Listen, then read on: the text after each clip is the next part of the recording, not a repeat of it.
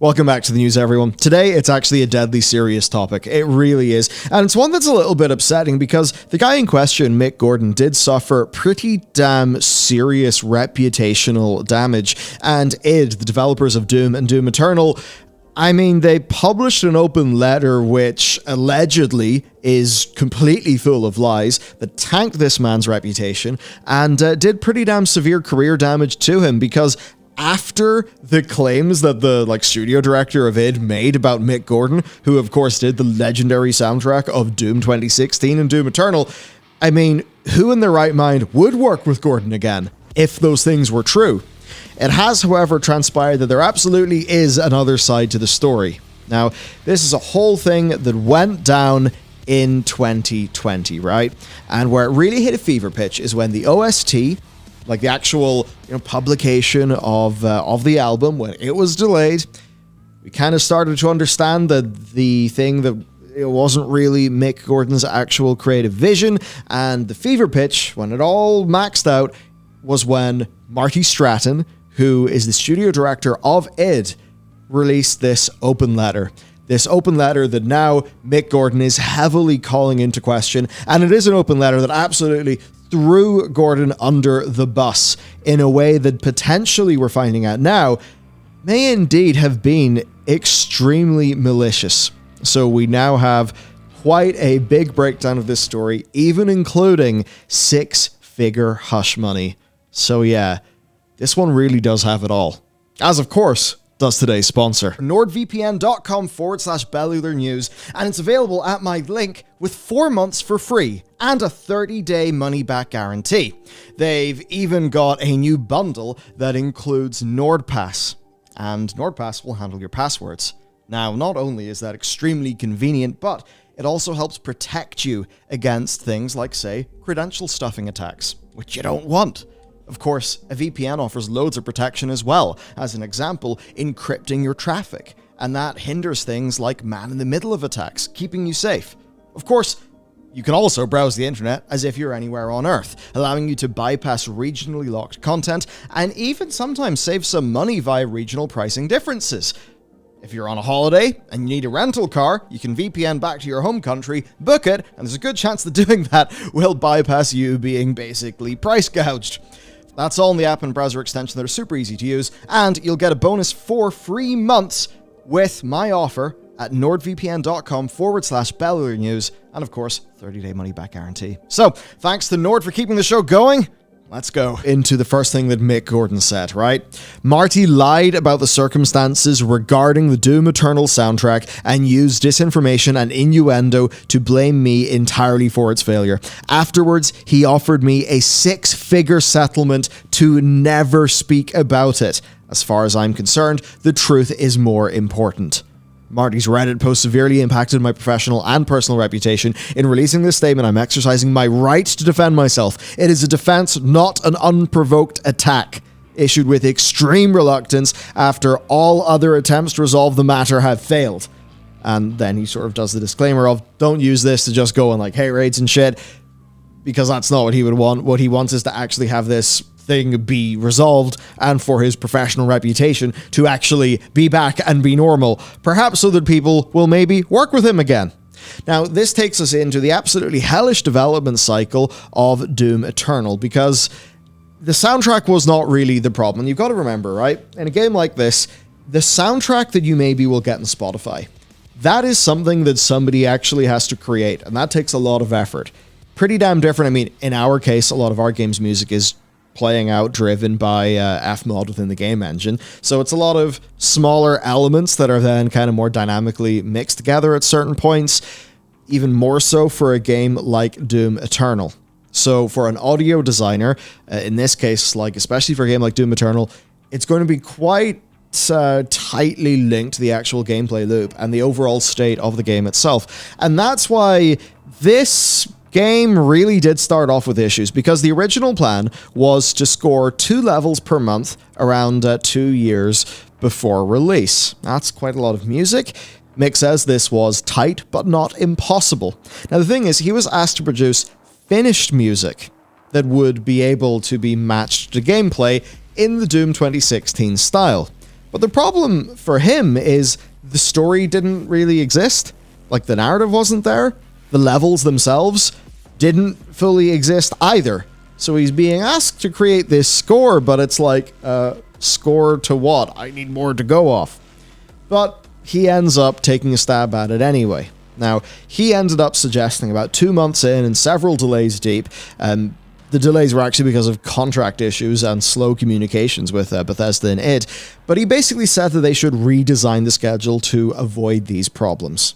And this is the kind of thing you always want to do. You want to get ahead of the problem, try to resolve it proactively. And he essentially suggested a plan that mirrors a more typical approach, which is to first define the game's overall musical identity by writing strong, reusable themes before ramping that up to full music production for assets whenever these levels actually exist and can be playtested. And then the audio can be far more tightly tied into the gameplay because the audio is being made to match the gameplay is being made to match the audio. You know, it's all kind of happening in one big happy confluence instead of just doing things per what an Excel spreadsheet says. And believe me, the whole thing in game production of these massive plans that get drafted up by people who are not frontline staff, who don't really understand all of the particulars of actually delivering on tasks. I mean, I'm sure you've had it too in your own job.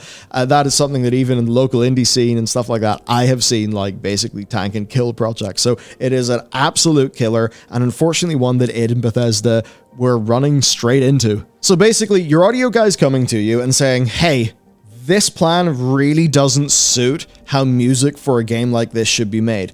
And the response to that from Stratton was, to quote, proceeded to tear me down for having the audacity to raise the issue in the first place.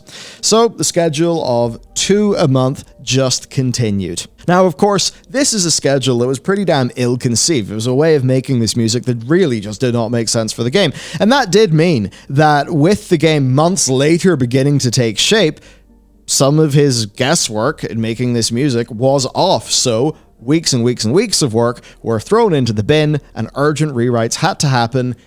Of course, urgent rewrites for stuff delivered in the past, even though you're still fully scheduled up for this month.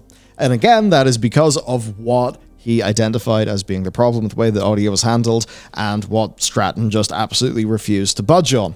Now, Gordan doesn't blame individual team members here. He thinks they were sympathetic, but overall, they couldn't really support him because of a bit of an unwillingness to actually escalate problems, right? Seemingly to escalate problems to management, and an issue where the music budget just didn't really line up with the scope of the game. And that is a kind of interesting thing.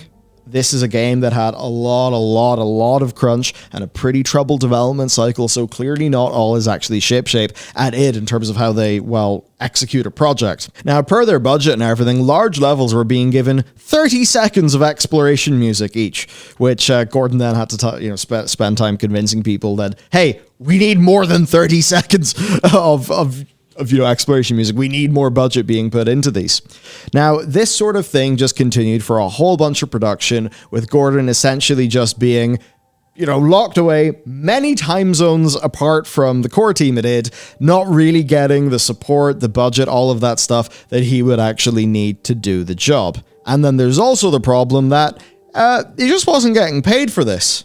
Now, this is quite an issue. We do, of course, have some email evidence stuff here. Here's just really nice, I haven't been paid since December 18th, 2018. 8 months ago. I've raised the issue multiple times and haven't got anywhere. Whilst I'm happy to crunch away in good faith, I'd certainly appreciate payment for the work completed.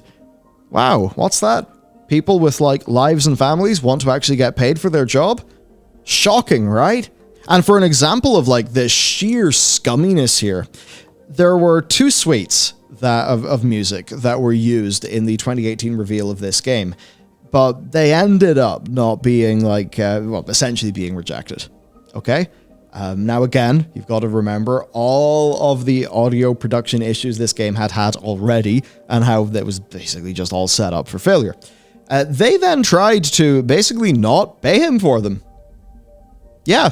He just made these 2 suites of music that we all heard at the 2018 reveal, and it said, no, we don't like it, we're not going to pay you.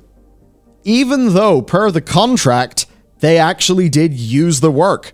They used it to promote the game. So eventually that's one where they were forced to cave and actually pay him the money that he was owed.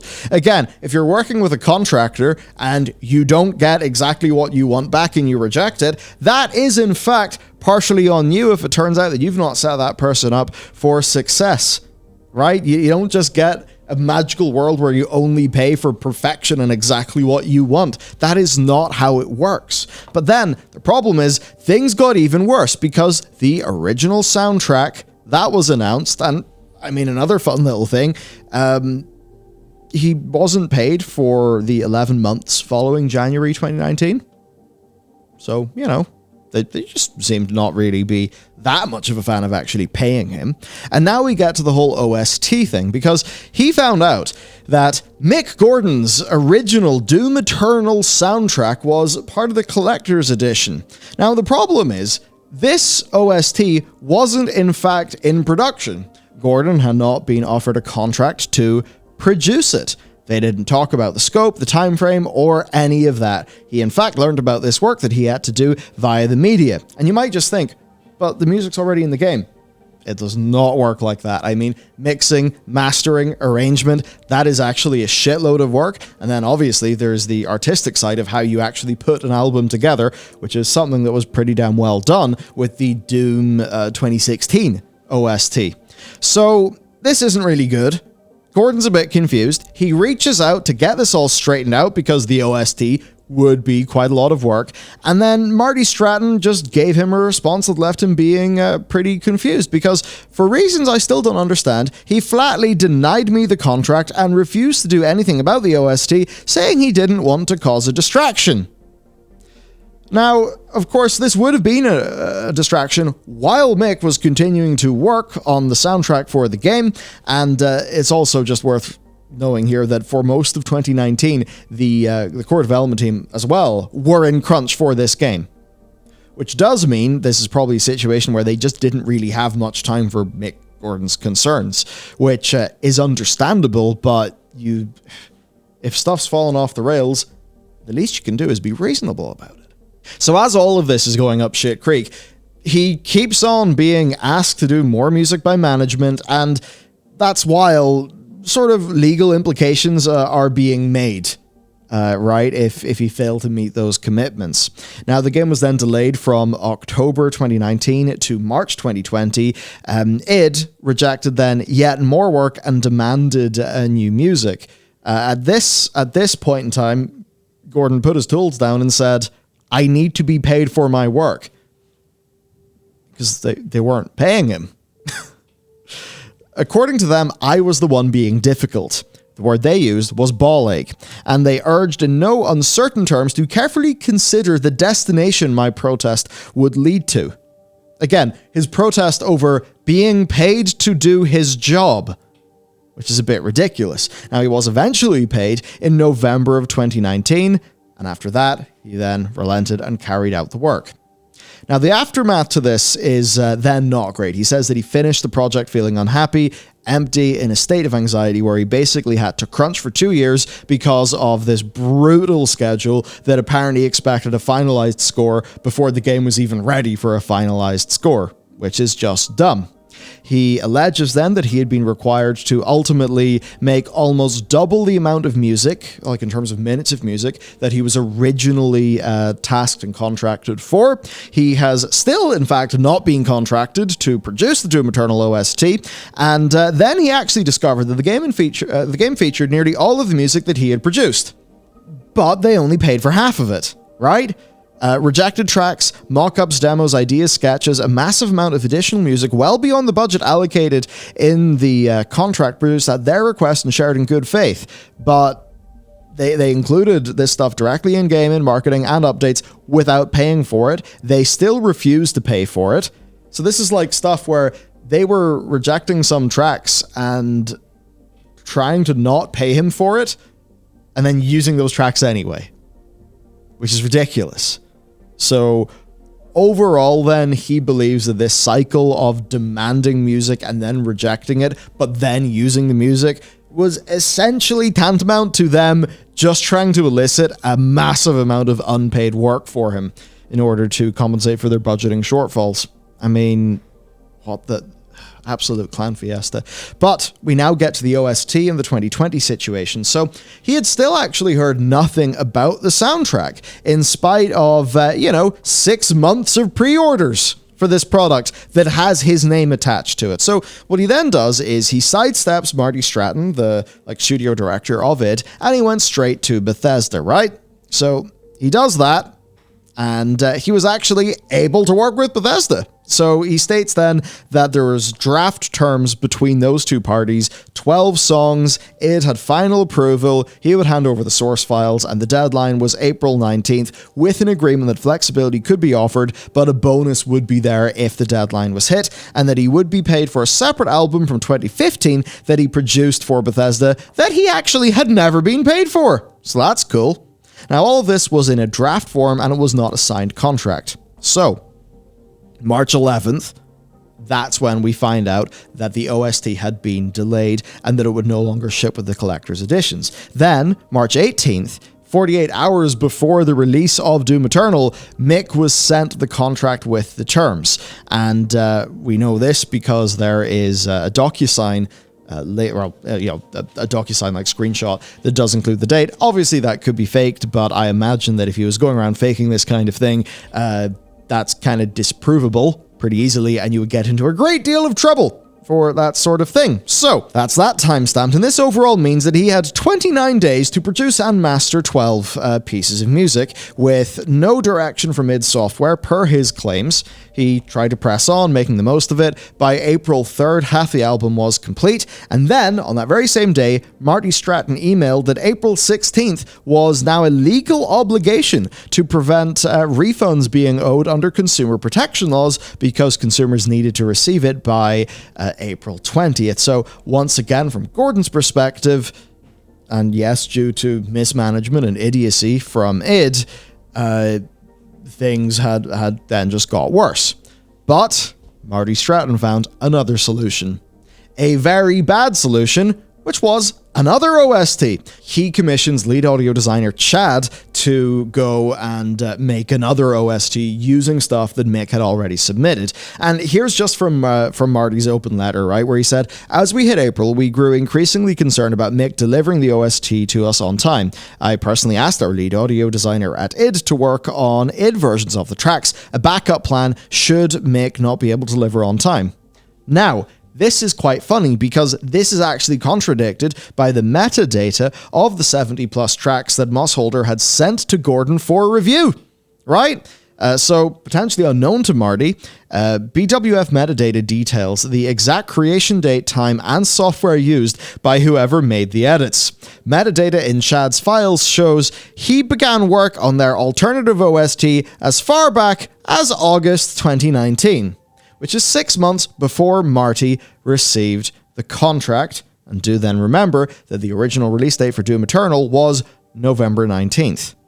Which then would maybe make people think, was their plan to release this with Gordan's name on it, but for it to not really be an OST that he mixed and mastered, right? And to that, therefore not live up to his standards, which I don't know if you caught this, but the Doom Eternal OST, complete shit. So at this stage, Gordan's not particularly happy, right? Where this soundtrack is just not good. It's not a good album. So he then lays out to id a plan where he would work on his 12 tracks and submit them in line with their agreement. And then facing a technical issue on the final day of the deadline, he had 10 songs ready for handover and asked for 4 to 5 hours to fix the remaining 2. And Bethesda were actually on board with this, granting him that extension. But Marty Stratton was not on board, right? He wasn't really on board with the OST tracks as produced by Gordan. He asked for 10 different songs. Again, we're talking about the day of the deadline here. So on this day of the deadline, 4 days before, these things would be legally eligible or liable for refunds, Stratton then allegedly asks for 10 different songs. Gordan then refuses to do this, Stratton asks Gordan to hand everything over and says that basically them at id would handle the final assembly of this. And that does mean that the OST released without Mick Gordan hearing the damn thing, and the results were not good. The response to the soundtrack was pretty brutal all over the internet. We talked about it. I mean, we loved, both me and Matt, we loved the Doom 2016 soundtrack. A lot of the internet did, and that is why it just was absolutely... It was not good stuff. It was not good stuff, and that's pretty rough on Mick as well, because it's kind of like his music being bastardized. Worst of all is the inclusion of hours of music and rejected demos I was not and still have not been paid to produce. As an example, Final Sin, Sandy City, track 59, was a rough idea mocked up in haste for the ending cutscene. This exact demo file was immediately rejected. In fact, Chad was part of the panel that rejected it, but he included it on the album and listed himself as a co-artist, despite having absolutely nothing to do with it. More importantly, the song is based off a melody written by Bobby Prince, the composer of Doom 2, who has not been credited anywhere on the album. id Software never paid me for this demo, which is produced in good faith and not meant for public release. Cool. Wow. Okay. So this is all going up shit creek. So, and again, this is soundtrack with Mick Gordan's name on it that is being trashed all over the internet. This is bad for him. So he basically received a request for a call with Marty Stratton because id were also noticing the response to this soundtrack. It went poorly. According to Gordan, it opened with, "Frankly, we're too fucking nice." Apparently that is what Stratton snapped at him. So they then discussed the OST, the consumer protection concerns, the production of the OST, and the contract issues that led to problems. And Marty explained he was trying to protect all of us, but by now, I had not fallen in line. I was on my own. As soon as people came after us, we come after you, he said.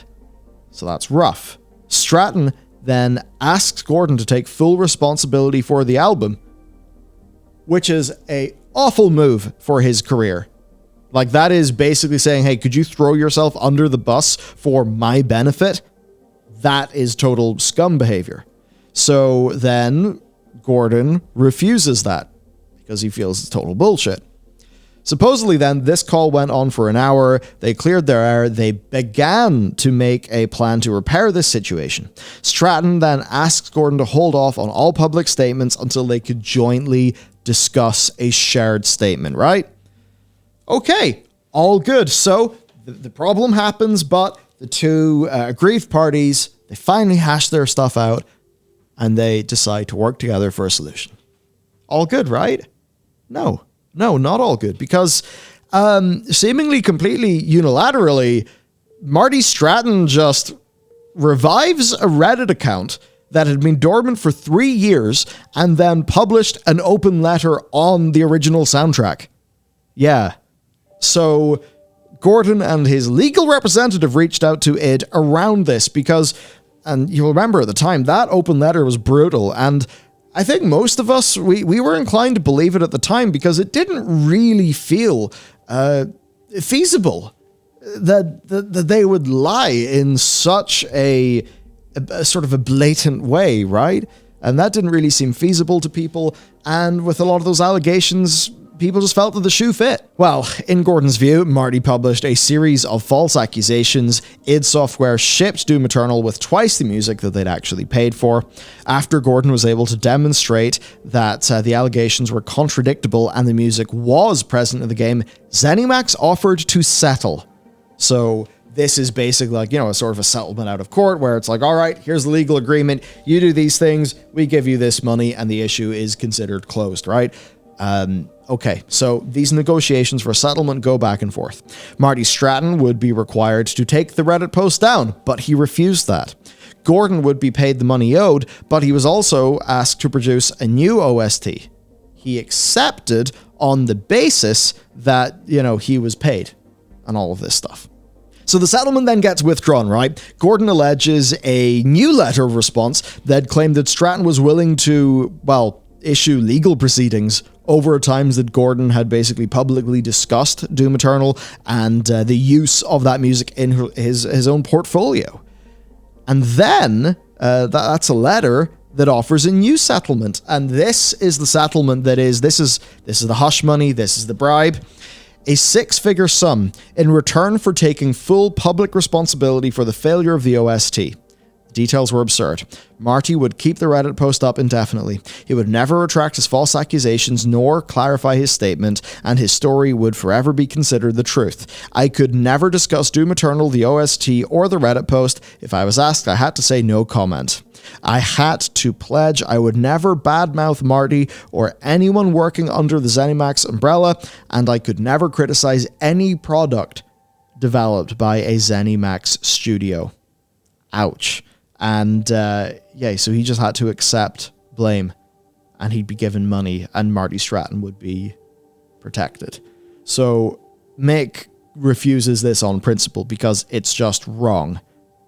He feels that he's being asked to give up his right to tell the truth for some money, that's completely unacceptable, and I suppose in the light of the reputational and career damage that this would have done, absolutely. It's wild that seemingly they're completely unwilling to remove this post, even if it seems they maybe know it's bullshit. Now, Gordan then reported the post to some Reddit mods, actually, and the post was taken down and then put back up within 12 hours, with Stratton's lawyers delivering that removing the Reddit post had greatly offended Stratton. He was furious and made it clear in the strongest terms that an amicable resolution would be impossible. And that is what leads us to this situation then, right? So he feels personally aggrieved by this. Obviously, his artistic process has been fiddled around with. They've not paid him. They seemingly have breached contracts. He, of course, had to deal with a lot of online abuse and harassment, stuff like that. Even including things like, you can see here the little note from Connor that's like, not sure if we can put this in because of demonetization and age rating. But, the worst stuff, basically, was said to him. People harassed his other clients. He kind of gets the, living hell that being the main character of the internet can be, especially when, trusted, acclaimed game developer comes and tries to just stick the shiv in you. And I think some of the situation with Stratton as well, if I remember correctly, he was featured in that NoClip documentary, which, will have meant that people kind of will have been more familiar with him, right? They won't have been sort of primed to...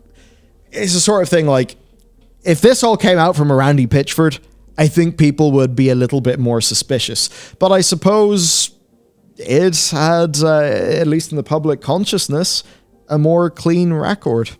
So ultimately, Gordan is drained. I think this letter is a very cathartic thing for him, and he ultimately says, I never quit Doom. I quit a toxic client.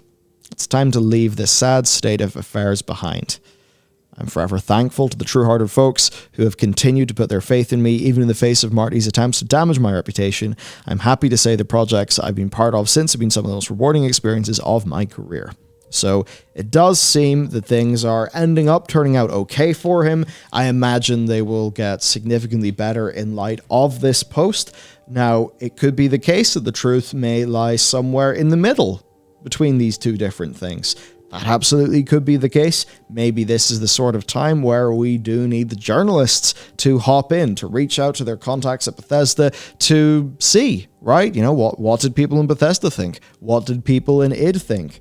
I don't know, but this is exactly when we do need a big old dose of journalism so that we can know precisely what happened. Now, that being said, these are all pretty damn serious claims. He does seem to have evidence for a lot of them. He obviously would be, if there was fabrications here, if there was a lot of lies and stuff, I think he would obviously he'd be risking bad legal things happening. So he does have quite a lot to lose when he makes a statement like this. And a lot of people would take that as being a bit of an indication of truth, right? Because you know what I mean? There's some things you just don't lie about. But again, a lot of people would have said that about the original post from Marty Stratton. So I can say that personally, I do find myself being more sympathetic to the Mick Gordan side of things. I think some of that evidence feels pretty, it just does feel pretty convincing. A lot of the timeline stuff does add up. You could say that could just be done, after the fact to line up, but it does actually genuinely seem to line up. You think about why that soundtrack would have been a massive clusterfuck. That kind of makes sense. And I mean, audio is routinely not treated that well in the games industry. Another example, I've forgotten her surname, but Sarah, who she did the soundtrack of Anthem. And you might think, huh, Anthem, lol. But its soundtrack actually was pretty good. It had some like kind of nice creative flair to it. She also did like Assassin's Creed Origins, some of the other recent Assassin's Creed games, which have been sonically really strong. Same actually goes for the Modern Warfare games.